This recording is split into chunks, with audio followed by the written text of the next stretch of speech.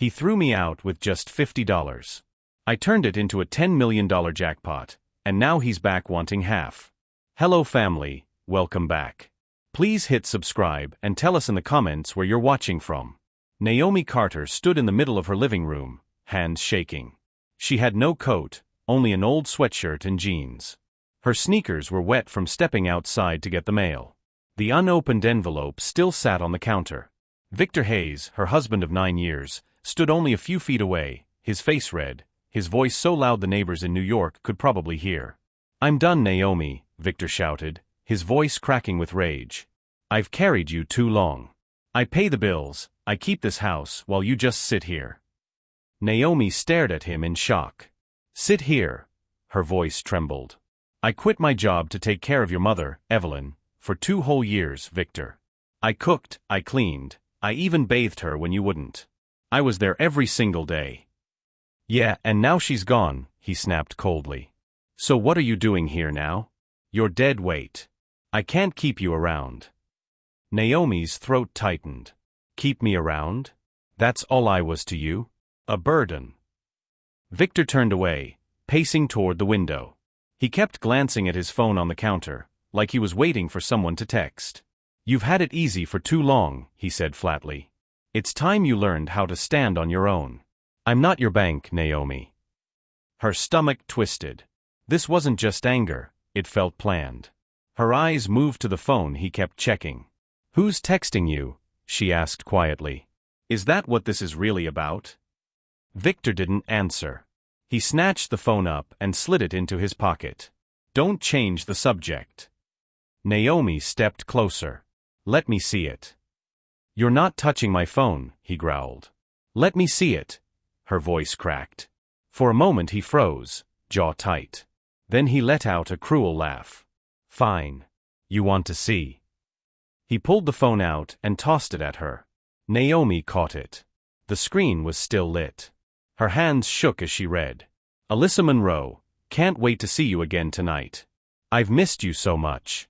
Victor, soon, babe." She's still here, but not for long. Naomi's vision blurred. She scrolled through months of messages, photos, sweet names, and plans. 6 months of betrayal, all right there. When she looked up, Victor didn't even look guilty. "You've been with her," she whispered. "Yeah," he said with a shrug. "She's not a nag. She's fun. She doesn't make me feel trapped." Naomi's knees went weak. "Trapped? You told me you loved me. That was before you turned into this miserable person. Always tired. Always complaining. Alyssa makes me feel alive." His words cut her like knives.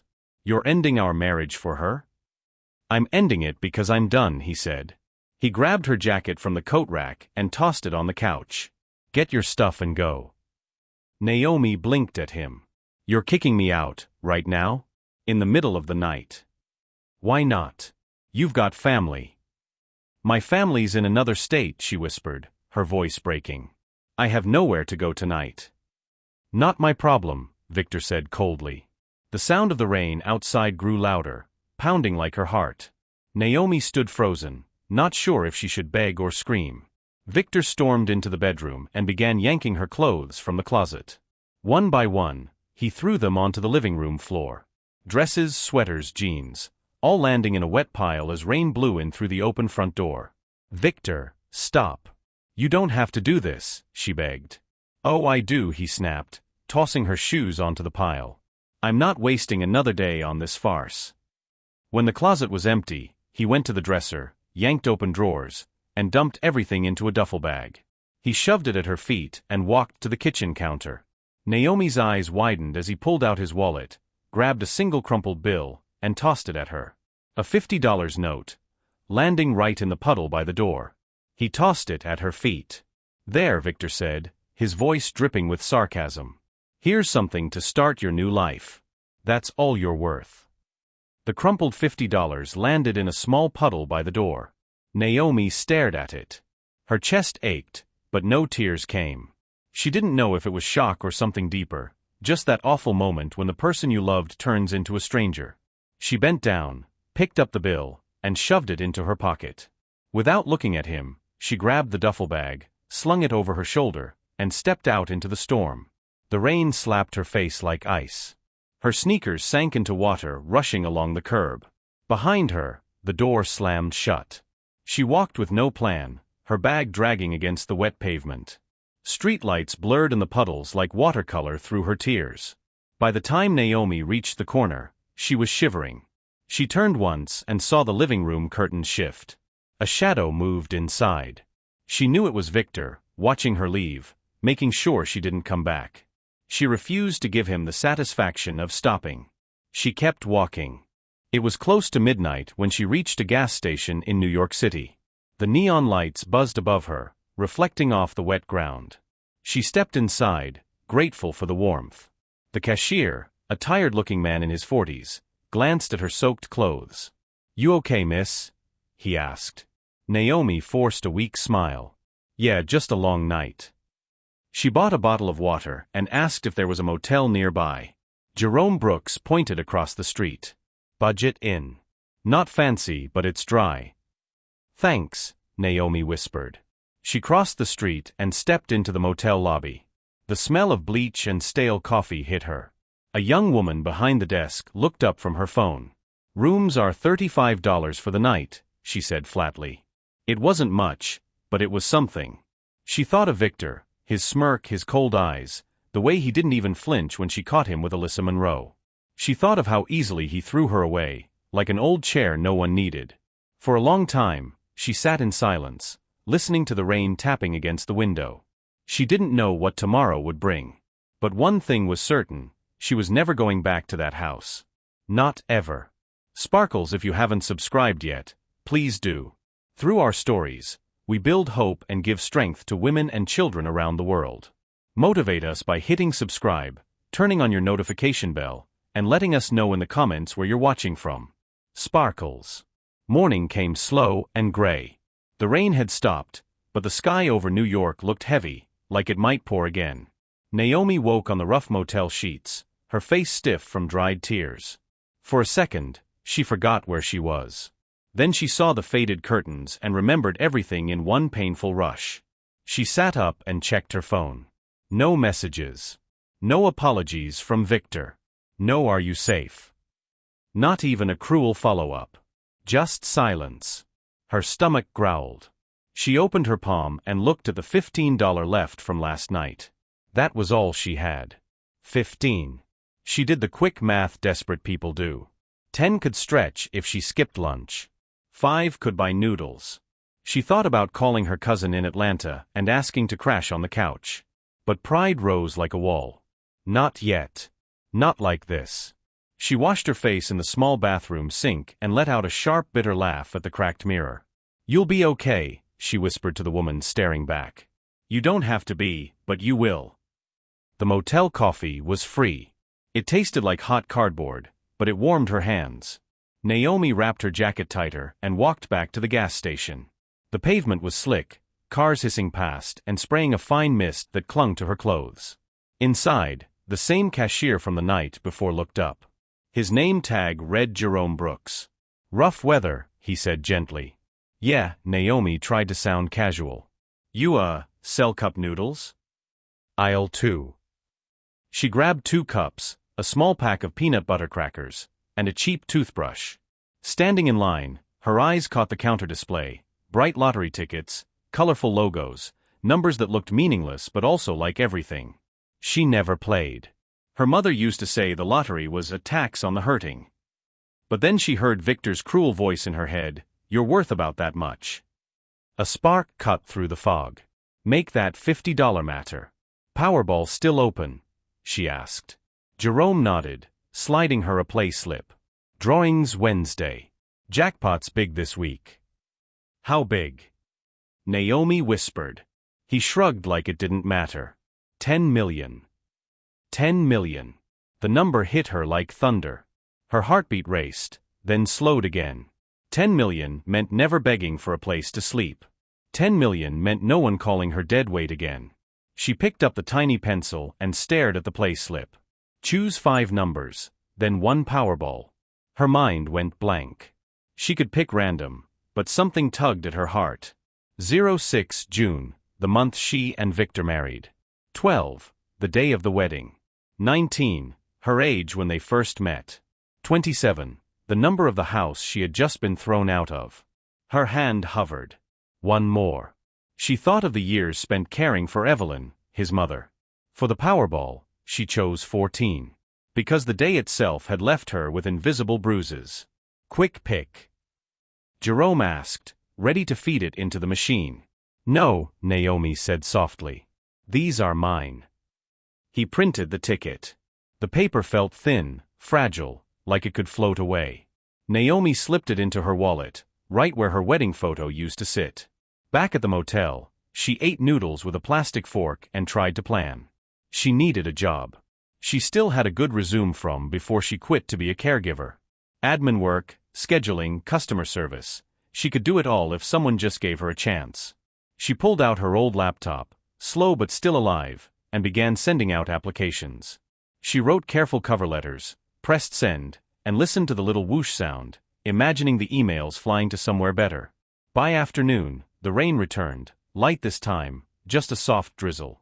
She cleaned the motel room like she was preparing for her old life. She folded the towel neatly, made the bed, even lined up her single pair of shoes like she had more. Then she pulled the ticket out again. It looked back at her, plain, simple numbers, printed like a grocery receipt. This is stupid, she told herself. Don't count on it. But hope slipped in quietly anyway, stubborn and unshaken. 2 days crawled by. She stretched her money by skipping breakfast, then skipping lunch, promising herself dinner would make up for it. She called her cousin in Atlanta, almost asked for help, but stopped herself and said she was just checking in. Her cousin talked about a baby shower and a new promotion, then asked how things were with Victor. Fine, Naomi lied, her throat tight. Wednesday night came like a dare. The motel TV hung high on the wall, its remote taped together with duct tape. She flipped through channels until she found the local news. Laughter bled through the thin walls from the room next door. Somewhere down the hall, a baby cried. The air conditioner rattled even when it wasn't on. The drawing began. Naomi's hands went cold. She pulled the ticket from her wallet and spread it flat on the bed. The anchor smiled too wide for the moment. The jingle played, silly and out of place. The first white ball rolled into view. 6, the announcer called. Naomi stared. Her eyes darted to the ticket. Her chest rose. Okay, she whispered. Okay, that's one. The second ball spun, clattered, then stopped. 12, the announcer said. Naomi's fingers tightened around the paper. She didn't breathe. Naomi didn't blink. She felt like if she moved, the universe might notice and take it back. The third ball rolled. 19. She let out a strange laugh, a shocked, scared sound, then quickly covered her mouth like someone might shush her. 3 numbers. 3 was impossible. 3 was the kind of thing people only posted about online. 3 never happened to Naomi Carter in a cheap motel room that smelled like bleach. 27. She stood up without meaning to. The bed squeaked under her. The number looked different now, like it was hiding a secret. Her knees weakened, like they might give out. She grabbed the back of the chair to steady herself. 2, she whispered at the same time as the voice on TV, her lips moving before the sound even reached her ears. 5 for 5. Her ears rang. The room blurred. She forced herself to look at the red Powerball. The camera zoomed in. The ball spun and jittered like it was nervous, too. 14. Naomi shut her eyes. She opened them again. The screen still showed 14. Silence filled her head. No silly jingle. No baby crying next door. No rattling AC. Just the feeling of the ground dropping away beneath her, and a whole new world waiting underneath. She checked the ticket again, tracing each number with her finger like a child sounding out a word. 06, 12 to 19, 27 to 2, and 14. She checked the screen. She checked the ticket. Again and again. She pinched her arm. She slapped her cheek, not hard, just enough to know she was alive. Then she laughed, wild and breathless. Then she cried. She sat on the edge of the bed, trembling, the ticket shaking in her hands. 10 million. Even after taxes, it would be less. But still, It was more money than she had ever seen. More than her whole family had ever seen at once. She thought of her mother's old phrase, "The lottery is a tax on the hurting." Naomi felt something fierce rise up in her chest. "Not tonight," she whispered. "Not me." She needed to be smart. She needed proof this wasn't a dream. She grabbed her phone and searched New York lottery claim process. The page loaded painfully slow. She read carefully. Sign the back of the ticket. Don't share photos online. Keep it somewhere safe. Consider a lawyer and financial advisor before claiming. She had never once thought about a financial advisor. But suddenly, the words felt like a promise. She found a pen and signed the back. Her handwriting shook so badly, it looked like someone else had written her name. She slid the ticket into an envelope, then into a Ziploc bag, then into another envelope. It felt ridiculous, like wrapping a gold bar in napkins. Finally, she tucked it into her bra, because there was no safer place right then pulled her sweatshirt over it. Her phone buzzed. A message from an unknown number. "Naomi, it's Marcus Reed from the office. Heard about you and Victor. You okay?" She stared at it, shocked by kindness from a direction she didn't expect. Marcus had been her supervisor before she quit to care for Evelyn Hayes. Strict but fair. Many nights, he'd sent her home early when she looked exhausted. "I'm figuring it out," she typed back. "If you need a reference or anything, I've got you," he replied. Her throat tightened. His generosity made her eyes sting. "Thank you." "Really?" she typed. She didn't tell him about the ticket. Not him. Not anyone. She switched her phone to airplane mode, just in case crazy thoughts tempted her to post or share proof. She barely slept. Every hour, she woke to touch the envelope, to check the door, to look at the clock. Morning came harsh and bright, like it was mocking her. At 9 a.m., Naomi walked to a nearby Manhattan bank and rented a small safe deposit box. The clerk asked no questions beyond the form. She slid the envelope inside, shut the little metal door, and exhaled a breath she didn't realize she had been holding. In the lobby, her legs went loose with relief. She sat on a bench and let the new reality sink in without drowning her. How do you change your whole life without letting it change you? She didn't know. She only knew what she didn't want. She didn't want Victor's voice in her head anymore. She didn't want fear of rent or groceries. Naomi didn't want to live her life in fear of rent, groceries, or needing someone else's approval. She didn't want to grow bitter.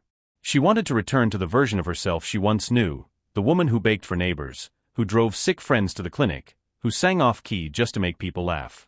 The first call she made was to a law office she found online with strong reviews. The receptionist's voice was calm, like someone who carried water into people's fires every day. "I need advice on claiming a lottery prize," Naomi said, trying to sound like a person who said things like that all the time. "Of course," the woman answered. "We can schedule a consultation this afternoon."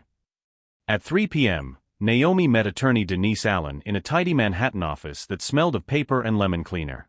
Denise had kind eyes and a sharp blazer. She listened without interrupting as Naomi poured out the whole story, from the storm to the numbers, to the envelope now locked in a box. "When did your husband ask you to leave?" Denise asked, pen ready. "Monday night," Naomi said softly. "He threw my clothes out, gave me $50, and the next morning I bought the ticket." Denise nodded slowly, looking satisfied. "So you were separated before the purchase. Good. That's important." Relief rushed through Naomi, then guilt followed. "Is it wrong that I feel glad it happened this way?" "It's not wrong to feel relieved that a bad situation won't cost you again," Denise reassured. "We'll handle the claim carefully. You can stay anonymous by using a trust. We'll open a new P.O. box, a new phone, no social media, no new car for now. Move quietly. Understand?" "Yes," Naomi said. The word felt like a promise. They went over numbers, taxes, lump sum versus annuity, risks, charity options. Naomi tried to keep up, nodding, writing down notes like a student desperate to earn an A in survival. At the end, Denise leaned forward. "One more thing, I need you to think about safety. Money brings out people you didn't even know you knew." Naomi understood instantly. She saw Victor's face in her mind, the smirk he wore whenever he thought he was winning. The thought of him touching even $1 lit something cold and bright in her chest. "I won't tell him," she said firmly. "I won't tell anyone." "Good," Denise said, standing. "We'll file the claim Friday. I'll be with you." On her way back to the motel, the sky finally cleared into bright blue. Puddles on the streets shone like coins. Naomi stopped at a diner with a glowing red neon sign and pies lined up in the window. She slid into a booth and ordered a cheeseburger, fries, and a tall glass of iced tea. For the first time in days, she tasted food. She ate slowly, grateful for grease, salt, and the small miracle of a hot meal. Her phone buzzed, a number she knew by heart. Victor. Her stomach turned. She let it ring. She watched the screen go dark and set the phone face down. It buzzed again, then again. A voicemail popped up. She didn't listen. Back at the motel, a note had been slid under her door. The paper was soft, the handwriting rushed. "Nah, I heard something. Call me. Keisha." Keisha Brown was a mutual friend. She worked at the salon Naomi used to visit. When life was normal, she had been kind. But Naomi knew, kindness traveled fast. Her throat tightened as she stared at the note. Heard what? That Victor threw me out in the rain? Or, had someone already whispered about the numbers? She locked the door and slid the chain across. Sitting on the bed, she pictured the envelope in the bank vault, tucking it away in her mind like a child hidden safe in a locked room. "Breathe," she told herself. She inhaled for 4 seconds, held, exhaled for 6. Again. Her hands stopped shaking. She opened her laptop and wrote a list. It wasn't fancy. It didn't need to be. File the claim with Denise on Friday. Open a new checking account at a different bank. Get a P.O. box. Buy a cheap second-hand phone with a new number. Look at small apartments. Nothing flashy. Donate to the women's shelter she kept finding in her searches. Not yet, but soon. Write a letter to herself about who she is, and who she won't become. Naomi set the pen down and smiled, small but real. Then, because she needed to feel the truth of it, she whispered the number out loud like both a prayer and a dare. Naomi whispered the truth out loud, like a prayer and a dare. 10 million. The door rapped twice. Not a knock, sharp, familiar. Naomi froze. Her heart shot to her throat. She stepped closer and looked through the peephole. All she saw was a shadow and the cheap hallway carpet. Then came the voice. Smooth. Rehearsed. "Naomi, open up. We need to talk." She knew that voice. She would know it in a storm, in a crowd, in a nightmare. Victor. She didn't move. She didn't breathe. The ticket might have been safe in a bank box downtown, but her whole body felt like a vault. He knocked again, harder this time. "I know you're in there." Outside, the sky grew bright, as if the sun itself had chosen a side. Inside, Naomi stood still, every nerve alive. The $50 he tossed at her like trash had turned into a new life. And now, the man who threw her away wanted it back. She pressed her palm against the door, not to open it, but to steady herself. "Not today," she whispered. "Not ever again." She didn't open the door. She stood there, hand flat against the wood, breathing slow. Victor's voice slid under the door like smoke. "Nah, come on. It's me." She stayed silent. Her pulse slowed. When he knocked again, Naomi stepped back, picked up her phone, and pressed record. She held it at her side, screen dark, sound on. "I know you're in there," Victor said. "We should talk. We both said things. Don't be dramatic." Silence. Naomi pictured his face on the other side, the fake smile, the tight eyes. A minute passed. His tone changed. "Fine. Don't answer. But we're not done." His footsteps faded. A door slammed in the distance. Only then did Naomi exhale. She replayed 10 seconds, just enough to hear his voice clearly. She saved the file and sent it to herself, and to Denise Allen with a short line, "He came to my door. I didn't open." Denise replied fast, "Good. Don't engage. We move Friday." Friday arrived with a sky so blue it looked painted. Naomi met Denise at the law office downtown. Denise's hair was pulled back, her hands steady. They signed papers and built a trust with a calm, meaningless name, Sunstone Trust. The claims office processed her paperwork. No photo, no giant check. Just forms, signatures, and rules.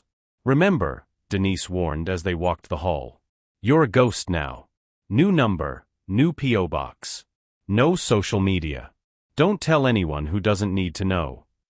I won't, Naomi promised. She bought a cheap prepaid phone and gave the number only to Denise and the bank. She moved out of the motel into a small, clean one-bedroom on the edge of New York. Brick building. Quiet. Laundry room that smelled of soap. Maples lining the lot. She paid 6 months rent up front through the trust, so her name stayed hidden. Her old phone stayed alive only to check emails for job leads. Nothing else. For the first week, Naomi walked or rode the bus. On day 8, Denise cleared her to buy a used car in cash, a plain gray sedan with scratches but a strong engine. No one looked twice at it. She cooked simple meals. She slept. She cried in the shower until the steam carried her tears away. She sent small anonymous donations to the women's shelter she had bookmarked. Then another. Then she signed up to volunteer, using only her first name. On Saturday, she stood in the shelter kitchen, chopping onions alongside women who moved like a family. The radio hummed low. A little girl at a table colored a purple horse with a crown. "You okay, Naomi?" a volunteer asked, bumping her shoulder gently. Simone Green. Naomi smiled. "Yeah, I am." And she was. Not perfect. Not fully healed. But okay, real okay. But luck never comes alone. It always brings noise, shadows, the smell of smoke even when you can't see flames. Late one afternoon, Naomi's new phone buzzed. Denise's voice was steady. "We may have a leak." Naomi gripped the kitchen counter. "How?" "I don't know yet," Denise Allen said, her voice steady. A local TV station ran a 30-second teaser. Mystery Sunstone Trust claims lottery jackpot. Sources said the winner stayed at a budget in 2 nights before the draw. They didn't name you, but it's sloppy. And sloppy is how things spread. Naomi's mouth went dry. "Budget in," she repeated. "The motel." Only a handful of people could know that. Maybe the motel clerk, a housekeeper, Jerome Brooks at the gas station who sold her the ticket. Or someone who knew someone, and gossip spread faster than any car. "What do I do?" Naomi asked. "You do nothing different," Denise said firmly. "Stay low. Don't confirm anything. If anyone asks, you say you don't discuss rumors. And Naomi, if Victor calls, don't pick up." "I won't." She hung up and stood in her small apartment kitchen, heart pounding. She had done everything right, and still the world pressed in. That night, she pulled into her parking lot and froze. A black SUV sat idling at the curb. The driver's window rolled down. Victor Hayes leaned across the seat, smiling like they were old friends bumping into each other at a store. "Hey, nah." Her first instinct was to run. Her second was to stand tall. She chose the second. She put the car in park, stepped out, and locked it with a beep. "What do you want?" she asked, voice steady. He got out too. New suit. Shiny shoes that looked expensive but wrong on him. He spread his hands like a magician about to perform a trick. "I just want to talk," he said. "We had a rough patch. Emotions, you know." "Throwing me out in a storm wasn't a rough patch," Naomi snapped. "That was abuse." He winced for a second, then smoothed it over. "Come on, don't use words like that. I was under stress. My mom had just passed. I said things I didn't mean. You told me I was dead weight. You shoved $50 at me like I was trash." Victor laughed, sharp, too loud. $50? That's dramatic. I gave you cash to get through the night. And hey, it worked out great for you, didn't it? Naomi went still. He was fishing. His smile was a knife. "What are you talking about?" she asked carefully. He lifted his chin toward the building. "Nice place. New car. Sunstone Trust. Cute name. You never were good at keeping secrets." Naomi's stomach dropped, then steadied. He didn't know for sure. He wanted her to admit it. She didn't blink. I don't know what you're trying to pull, she said. But we're done, Victor. You made that choice. He stepped closer. She forced herself not to back away. Look, he said, softening his tone like he was reading lines. I've had time to think. Alyssa Monroe, she wasn't what I thought. She used me. I messed up. But we're married, nah. We built a life. And if something good came your way, hypothetically, that's ours. That's the law. Marital property. Community property. Whatever they call it. Half and half. Naomi almost laughed, not because it was funny, but because it was so pathetic. He had done zero homework beyond throwing around buzzwords. We were separated before the drawing, she said coldly. Before I bought anything, you told me to leave. You made it formal with a text. You threw me out. He blinked, caught off guard. She could see the gears turning in his mind. He hadn't expected her to hit him that clean. So you admit, he asked. I admit nothing, Naomi said. Except that you're not getting a cent from me. His face shifted. The fake mask slipped. The man who threw her into the rain stepped forward, eyes dark. You think you can cut me out? He hissed. After everything I did for you? I paid the mortgage. I paid the bills. I fed you. You cheated on me, Naomi shot back. For 6 months. You know how I found out? Your phone lit up on the counter. Soon, babe. She's still here, but not for long. Those were your words. You planned to replace me while I was bathing your mother. He flinched.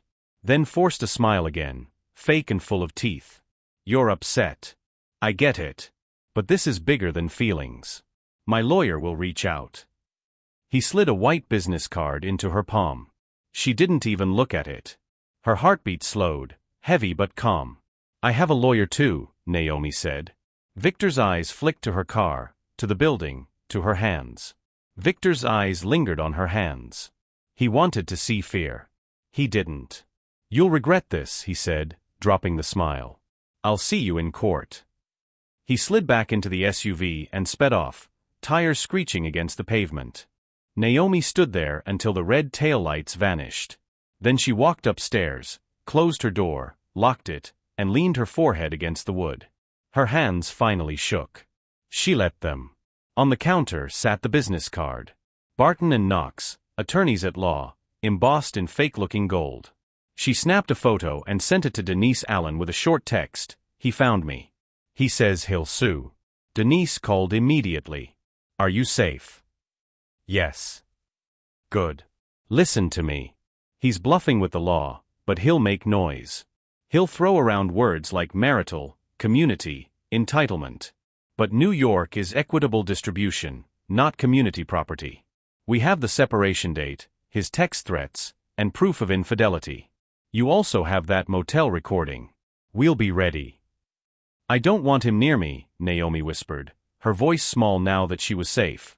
If he escalates, we'll file a protection order, Denise assured her. For now, document everything. No contact. If he shows up again, call the police, then me. Okay. And Naomi? Yeah. I know this is scary. But the facts are on your side. That night, Naomi slept badly. Dreams tangled with old fights, new money, and doors that wouldn't lock. In the morning, she went to the shelter kitchen to keep her hands busy. She chopped peppers. She learned how Simone Green liked the onions diced. She breathed in garlic and the steady hum of safety. At lunch, her old phone buzzed on the counter, the one she only used for email. Notifications stacked like bricks. She never checked social media anymore, but a friend request flashed with a familiar name. Keisha Brown. Seconds later, a message appeared on the old number. Girl, call me. Like yesterday. Naomi stepped into the hallway and dialed. Keisha picked up on the first ring. Finally, Keisha said. I was about to drive through Manhattan honking.